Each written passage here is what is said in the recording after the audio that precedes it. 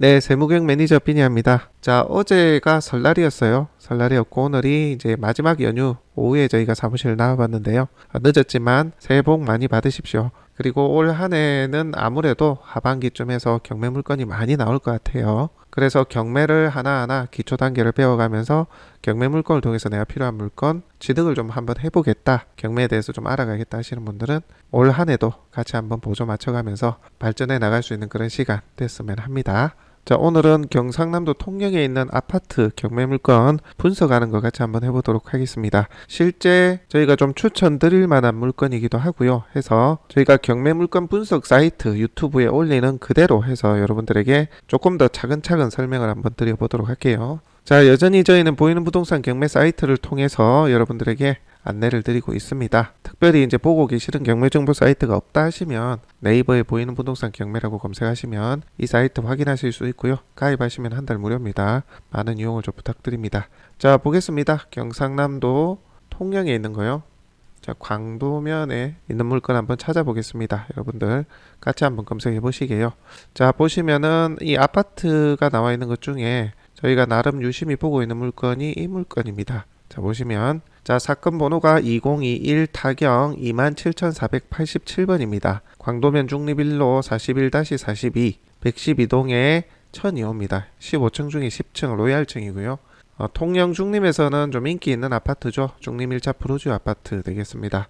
요거 잠시 뒤에 시세 보실 건데 시세하고 호가 이런 것들이 그대로 좀 살아있는 그런 아파트입니다. 위치도 중림에서는 가장 선호하는 위치고 해서 현재 또 한번 떨어진 이 가격이 가격적으로 메리트가 있어서 좀 안내를 드립니다. 참고로 통영 같은 경우는요, 아파트가 20년, 21년도 때 거의 많이 안 올랐어요. 통영의 아파트는 약간 좀 특수한 구조라고 해야 될까요? 남들 막 오를 때 덜 오릅니다. 아니면 뒤늦게 오르기도 하고요. 그렇게 오름폭이 거의 없다 보니까 다른 지역이 많이 내릴 때 또 여기가 많이 내리지는 않아요. 그리고 투자자 유입이 많은 것도 아니다 보니까 실수요 중심이 많아서 가격이 좀 잘 유지가 되는 그런 좀 특이한 지역이다, 그렇게 보시면 될 것 같아요. 물론 앞으로 힐스테이트라든지 다른 아파트들도 들어올 계획이 있긴 합니다. 그런 추이를 보면서 실수요 및 투자로 보시는 분들은 가늠을 해보시면 좋을 것 같고요. 투자 여력보다는 실제 내가 이 위치가 좋기 때문에 여기서 실거주를 하고자 하시는 분들은 아마 굉장히 좋은 메리트, 가격적인 메리트가 되지 않을까 싶습니다. 자, 대지권 있고요. 자, 건물은 30.72평 전용 면적입니다. 공용으로는 39평형 보시면 되고요. 자, 1월 30일 날에 2억 5,480만원 이렇게 나와 있습니다. 소유자 채무자 동일하고요. 채권자는 개인이네요. 개인이 경매를 신청한 상황입니다. 자, 내려보시도록 하겠습니다. 보시면 자, 임차인이랑 보시게 되면 배문으로 안내문 부착했는데 거주자가 연락이 없다. 점유자가 누구인지 알 수 없다. 그리고 주민등록 열람해 보니까 소유자 외에는 없다. 요렇게 나옵니다. 그러니까 세입자는 없고 소유자만 점유를 하고 있는 것으로 그렇게 보입니다. 그죠? 자, 내려보게 되면 등기부 현황인데요. 현 소유자분이 2008년에 매입을 했어요. 그리고 나서 21년 7월 달에 근저당 설정을 하게 됩니다. 제가 등기 히스토리를 보니까 20년도 때 새마을금고 금융권에서 대출을 냈다가 이 개인이 아마 돈을 빌려주면서 금융권에 다 상환을 하고 이 개인 근저당을 선순위로 해서 진행이 된 것으로 그렇게 파악이 됐습니다. 채권 재고액 3억 3천이고요. 이 근저당권자가 경매를 넣었죠. 2억 6,558만원. 이 금액이 어떤 의미냐면 21년 11월 8일 경매를 넣을 당시에 내가 받을 금액, 청구 금액을 법원에 제출한 내역이 되겠습니다. 지금은 이자가 더 늘어났겠죠. 그죠? 지금은 23년 1월이니까 1년이 조금 더 지났으니까 연체 이자만큼 더 늘어났을 겁니다. 그거는 참고로 알고 계시고요. 자, 그 이후로 가압류 이렇게 돼 있으니까 말소 기준 이하 다 말소라고 돼 있죠. 그죠? 경매 정보지가 이렇게 친절합니다. 그러니까 여러분들이 이 물건은 낙찰을 받고 나면 내가 인수할 게 아무것도 없다, 그런 거죠. 그러니까 우리가 일반적으로 흔히 알고 있는 경매 정보지에서 보는 내용들은 기본적인 분석이 다 돼 있기 때문에 여러분들 크게 어려울 게 없어요. 말소가 아닌 인수 뭐 빨간 게 있다면 문제인데 아무것도 없잖아요. 그죠? 깨끗한 물건이다. 낙찰자가 인수할 게 없다라고 보시면 되고, 임차인 현황에도 임차인 자체가 이제 없는 것으로, 정보가 지금 없는 것으로 나와 있잖아요. 그죠? 그래서 낙찰된 뒤에 소유자를 인도하면 마무리가 되는 물건이다, 이렇게 보실 수가 있습니다. 자, 다음으로 물건의 가격 내역 한번 볼까요? 쭉 내려보면 인근 경공매 물건 매각 사례 이런 것들이 있는데요. 정보가 조금 부족하기에 자, 아파트니까 우선 KB부동산으로 한번 좀 보도록 할게요. 여러분들 네이버에 KB부동산 하면 이렇게 나옵니다. 그리고 요 위에 아파트 이름을 적으시면 돼요. 통영중림 1차 프루지오 검색하면 이렇게 열리고요. 요걸 그대로 클릭을 해보시게 되면 요거 클릭. 그러면 이 통영중림 1차 프루지오 아파트에 대한 정보가 왼쪽 편에 쭉 나타나게 됩니다. 그죠? 자, 같은 평형대를 찾아야 됩니다. 자, 보시면 건물의 이제 전용 면적, 이 경매 정보지에 나와 있는 건 전용 면적이라고 말씀을 드렸죠. 30.72평, 101.57평방미터입니다. 자, 한번 볼게요. 자, 요거 클릭하셔서 전용 면적을 찾으시면 돼요. 자, 보시면 자, 101.56 요쪽이 이제 전용 면적이거든요. 요게 이제 공급 면적이고, 공급 면적을 평형대로 나눠 보면 39평. 요거 한번 눌러 볼게요. 자, 요렇게 누르면 자, 아까 요거였죠, 요거. 자, 39평형이라고 보시면 되는 겁니다. 아시겠죠? 자, 39평형 아파트고 전용 면적이 30.7평이다. 이렇게 보시면 됩니다. 다시 평방미터로 바꿔볼게요. 자, 이렇게 같은 평형대 아파트를 체크를 해서 보시게 되면 KB 시세가 보게 되면 23년 1월 20일 기준으로 3억 4천으로 KB 시세가 잡히고 있습니다. 상위는 3억 6천, 하위가 3억 2천에 잡혀 있습니다. 최근 실거래가 작년 10월에 5층이 3억 5천 8백에 거래가 됐습니다. 매물의 평균가는 3억 5천 5백이라고 되어 있네요. 자, 전세는 생략하고 매매 이력만 봤습니다. 자, 3억 4, 5천 정도가 시세가 아닐까 보여지고요. 자, 호가 중개업소에서 내놓은 가격 한번 보도록 할게요. 자, 네이버 부동산입니다. 여러분들 네이버에서 네이버 부동산 클릭하면 찾아서 들어오시게 되면 요게 나오고요. 자, 여기에서 통영 푸르지오 1차 아파트 검색하시면 됩니다. 통영 푸르지오 중림 푸르지오 1차 아파트 이렇게 검색하면 아파트의 정보가 나오고요. 자, 지금 복습하는 거예요. 저희가 일전에 아파트 시세 조사하는 거 알려드렸죠. 한 번 더 복습하는 겁니다. 자, 여기 전체 면적이 있는데요. 전체 면적을 129평방미터 요는 공급 면적으로 클릭하시면 되고요. 그 다음에 이게 매매 전체로 한번 해볼게요. 전체. 조금 전에 월세 클릭되어 있었는데요. 전체로 하게 되면 자, 요렇게 왼쪽 편에 호가 정보가 나옵니다. 자, 보도록 할게요. 자, 105동에 같은 평형대 보니까 고층이에요. 몇 층인지 모르겠으나 자, 이게 3억 8,500의 매매가로 나와 있습니다. 1월 12일 확인 매물 되겠고요. 자, 그 다음에 3억 5,500이 있네요. 3억 5,500. 요거는 저층입니다. 105동으로 이렇게 나와 있고요. 자, 요것 동에는 같은 물건인가 싶기도 하네요. 요것도 저층인데 3억 5,500 같은 동으로 이렇게 해서 나와 있네요. 자, 요것도 3층으로 되어 있고요. 요게 아마 같은 매물이지 않나 그런 생각이 좀 들긴 합니다. 요것도 3억 5,500에 나와 있습니다. 그러니까 지금 현재 가격만 보자면 저층이 3억 5천대고 층수가 좋은 것은 3억 8천대까지도 호가가 잡혀 있습니다. 자, 그 말인즉슨 여러분들 보면 감정가가 3억 6,400인데요. 여기 지금 층수가 좋지 않습니까? 그렇다면 감정가 대비 시세가 그대로 잘 받쳐주고 있다. 이렇게 볼 수가 있겠네요. 그죠? 자, 하지만 실거래가가 어떨지를 좀 보면요. 자, 요거 시세 실거래가 치시면 됩니다. 자, 그러면 같은 평형대 129평방미터 요거 클릭해 보시게 되면 자, 매매 추이입니다. 매매 추이. 지금 매매가 나와 있잖아요. 요게 지금 매매잖아요. 자, 매매 추이를 보게 되면 다 우상향이죠. 20년 1월부터 해서 스물스물 이렇게 올라온 것을 확인하실 수가 있습니다. 이렇게 보니까 좀 오르긴 했네요. 그죠? 20년부터 해서 코로나 시국에 좀 오르긴 했습니다. 전체적으로. 매매가의 평균가가 좀 오르긴 했네요. 자, 그리고 현재는 좀 보합이고 거래 이력이 좀 많이 없어요. 그죠? 1년 동안 이렇게 한 4건 정도밖에 없네요. 자, 3억 1,900의 거래 이력이 있고요. 요게 21년 12월 그러니까 1년 조금 더 전이네요. 그죠? 자, 3억 5천. 자, 그 다음에 3억 7천도 있고요. 자, 이렇게 됐고. 그 다음에 한동안 쭉 거래가 없었어요. 이 같은 평형대 쭉 거래가 없다가 작년 10월에 3억 5천 8백의 거래가 한번 됐었네요.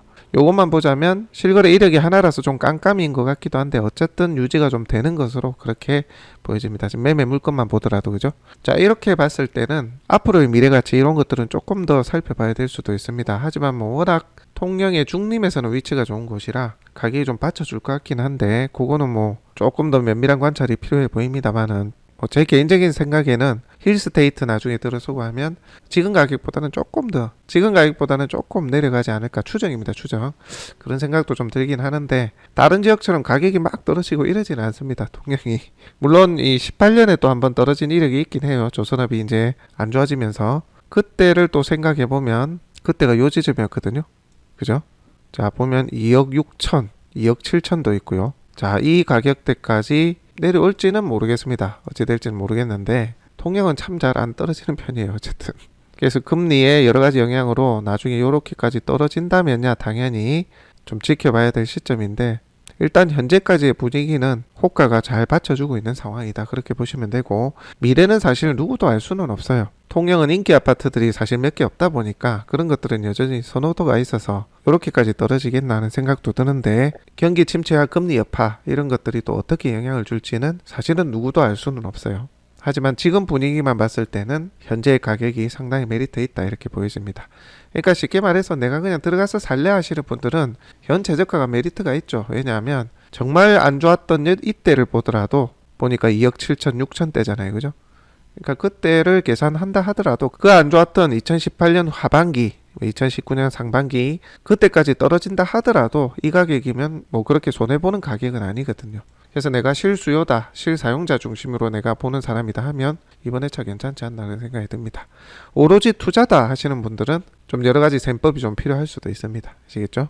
뭐 어찌됐든 프로지오가 잘 안 나오는데 경매로도 잘 안 나오는 물건인데 현재 이렇게 나와 있는 상황입니다. 참고하시고요. 자, 이렇게 여러분들 호가하고 시세, 실거래가 동향하고요. 그 다음에 그 지역의 현재 상황 그리고 미래의 상황들 그런 것도 예측을 해보고 또 지역적인 특성이 있지 않습니까? 특정 지역은 위치가 좋음에도 뭐 미분양, 아파트들이 많아가지고 미분양이 발생하는 곳도 있고 또 어떤 곳은 실수요자 중심으로 잘 이렇게 맞물려서 가격이 좀 받쳐지는 곳도 있고 지역마다 다 다른데 거제 같은 경우는 사실 가격이 좀 빠지는 경향이 있어요. 이게 왜 그러냐면 투자자가 많이 들어왔다 보니까 던지는 이런 물건들이 나오면서 같이 이제 가격을 조금 하향시킨다고 할까요? 그런 분위기가 있고 물론 이제 조선업이 활성화되면 또 어느 정도 하한선이 받쳐줄지는 모르겠는데 통영은 어떠냐면 투자 수요가 들어온 게 아니다 보니까 실수요 중심으로 이제 돌다 보니까 항상 좀 늦는 것 같아요. 그래서 이게 하향을 만약에 하더라도 다른 지역보다는 좀 늦어질 것 같고요. 이게 또 어느 정도 하향이 될지 그거는 또 아직까지는 정확하게 저희가 단정할 수는 없을 것 같아요. 저희 추정에는 내려오면 이 정도 단계까지 오지 않을까 하는 추정도 해보는데 이 코로나 시작 시점 이전보다 더 안 좋은 이 시점까지 갈지는 저희가 잘 모르겠습니다. 현재 분위기로만 보자면 그러니까 여러분들 제가 항상 말씀드리는 거지만 요 권리 분석이 어쩌고 저쩌고 이게 중요한 게 아니라 이거는 뭐 아파트나 분석이 단순한 물건들이 사실 대부분이거든요. 이게 중요한 게 아니라 이게 중요한 거예요. 요 놈이 이리 갈 거냐 안 갈 거냐 아니면 요 선에서 멈출 것이냐 좀 더 오래 갈 것이냐 이런 것들을 면밀히 시장을 분석하고 중개업소의 조언도 구하고 그리고 그 지역의 특성, 호재, 악재, 금리의 영향을 얼마나 받는 실수요 중심의 인구인가 투자자 중심의 수요인가 선호도는 어떤가 그런 것들을 면밀히 좀 따져보셔야 된다. 그게 더 중요한 겁니다. 아시겠죠? 자, 제 개인적인 의견으로는 현재 가격이다 하면 실수요 겸 나중에 미래 가치를 본다라고 하면 현재 2차 최저가도 괜찮아 보인다라는 게 제 개인적인 입장이고요. 뭐 떨어져도 이거보다 떨어지겠나 하는 생각이 들긴 해요. 통영은 투자 수요가 거의 없기 때문에 그런 면에서는 뭐 해볼만 하다 생각을 합니다. 다만 제 의견 중에 좀 조심스러운 의견이기는 합니다만 3억 초반대 이렇게 넘어가면 조금만 아리까리해요. 앞으로 시장 상황에 따라서 지금 가격이 잘 받쳐주고 있긴 하지만 또 하향을 하게 된다면 내가 또 아쉬운 상황이 될 여지도 있기 때문에 그래서 좀 보수적으로 봐야 되지 않나 그런 추정을 해봅니다. 그런 생각입니다. 지금은 잘 받쳐주고 있고 호가도 잘 받쳐주고 있지만 조심스러운 제 의견입니다만 결국 실수요 중심이긴 하나 힐스테이트도 있고요. 그 다음에 다른 아파트들도 지금 계획이 돼 있기 때문에 그리고 금리 인상이 그대로 기조가 유지가 될 그런 상황들 그리고 경기 침체 부분을 생각하면 어느 정도는 좀 하향을 예상해야 되지 않나 그런 생각이 듭니다. 그래서 제 개인적인 의견은 좀 보수적으로 가는 게 맞지 않나 그런 생각이 듭니다. 뭐 개인적인 의견이니까 그렇게 참고하시기 바랍니다. 자, 이런 여러분들의 주관적인 나름 판단이 되셔야 됩니다. 지금 혼돈이잖아요. 그죠? 언제가 바닥이냐에 대한 의견도 다 분분하고 이게 지역별로 또 다 달라요. 진짜 거제하고 통영만 봐도 다르거든요. 그래서 면밀히 시장 상황을 관찰하고 분석하고 또 사람들의 심리도 읽어보고 그렇게 하시면서 내가 부동산 시장을 바라봐야 된다. 그게 중요하다. 항상 이 말씀을 드리는 거예요. 이 권리 분석이 뭐 잘하나 못하나 그것보다 사실 이런 분석들이 더 중요한 상황들이 대부분이다. 그러니까 자꾸 특수 물건 어쩌고 저쩌고 하는데 지금 심리 움츠러들었을 때 내가 좀 더 정확하게 진단해서 내가 공격적으로 해서 이익이 되는 경우도 있기 때문에 그런 걸 좀 보시라 말씀드립니다. 자, 오늘은 아파트 분석하는 방법 한 번 더 복습 한번 해봤습니다. 저희 지역에 나와 있는 물건 중에 괜찮은 물건이 있어서 간단하게 같이 한번 분석하고 살펴보는 시간 가졌습니다. 실거래가고요. 실거래가는 KB부동산 보시면 되고요. 여기 보면 나와 있죠. 실거래가주의 KBMU 다 나와 있습니다. 그 다음에 KB부동산을 통해서 현재 시세 보시고 그 다음에 네이버 부동산을 통해서 아파트 같은 경우입니다. 나와 있는 호가, 그 다음에 블로그나 이런 거 보셔도 최근에 올린 것들 보고 대략적으로 호가를 가늠하시면 됩니다. 그렇게 해서 그 갭이 어느 정도 있는지를 판단하셔가지고 여러분들 현재 가격이 어느 정도 수준에 와 있는지 최저가가 그거 파악하셔야 되고, 그 다음에 현재 시점에서 미래를 바라보는 수요층들의 생각, 그리고 매도인들의 생각, 그리고 앞으로의 미래 가치, 그러니까 이 선이, 이 굴곡이 앞으로 매수자와 매도인 간 심리에서 어떻게 될 것이냐, 고압이 될 것이냐, 좀 내려갈 것이냐, 아니면 진짜 19년까지 내려갈 것이냐, 그런 것들을 잘 예측하셔서 나름 입찰가를 좀 판단할 수 있는 그런 기준을 잡으시길 바랍니다. 사실 뭐 제 머릿속에는 어느 정도 가이드라인은 그려져 있는데요, 뭐 이게 어찌 된다 하면서 특정 아파트를 두고 말씀드리는 건 아닌 것 같아서 전반적인 상황에 대해서 제가 말씀을 드린 겁니다. 참고를 하시기 바랍니다. 자, 오늘 아파트에 대해서 우리 지역의 아파트, 인기 있는 아파트가 나와서 여러분들에게 소개를 좀 드렸습니다. 참고로 첨언을 드리면 등기를 제가 보니까요, 현재 소유주분이 20년에 대출을 냈더라고요. 대출을 내고 새마을금고에 내고 요 개인한테 대출을 내면서 이전 근저당, 금융권의 근저당을 다 갚아서 최선순위 근저당 건자가 요 개인이 돼 있거든요. 근데 잘 보면 7월 26일 날에 근저당 해가지고 11월에 바로 경매를 넣었다고요. 조금 냄새도 사실 나긴 해요. 무슨 냄새냐면 사행위 같은 그런 느낌.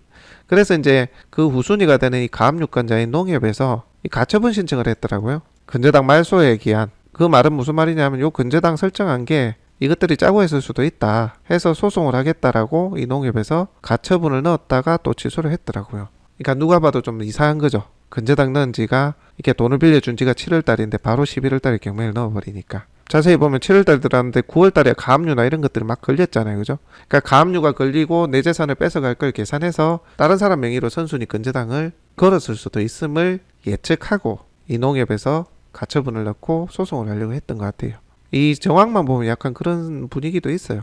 9월달, 10월달에 가압류가 농협에서 계속 들어왔잖아요. 근데 한두 달 전에 선순위 근저당이 딱 들어온다? 조금 뭐 그런 느낌도 있어요. 근데 어찌됐든 가처분은 없어졌습니다. 소송을 더 이상 안 하기로 했나 보죠. 그렇게 해서 지금은 정상적인 물건으로 나와 있다고 보시면 됩니다. 요 등기에 보시면 그런 이력들이 있거든요. 그것도 한번, 요 등기도 한번 보시면서 제 조금 전에 말씀드린 내용을 토대로 해서 한번 쭉 히스토리를 보시기 바랍니다. 그렇게 하면 여러분들 등기를 보는데도 좀 도움이 되실 겁니다. 보는 눈도 익혀지시고. 자, 오늘 설명은 그러면 여기까지 하고요. 다음 시간엔 또 다른 물건으로 안내를 드리도록 하겠습니다.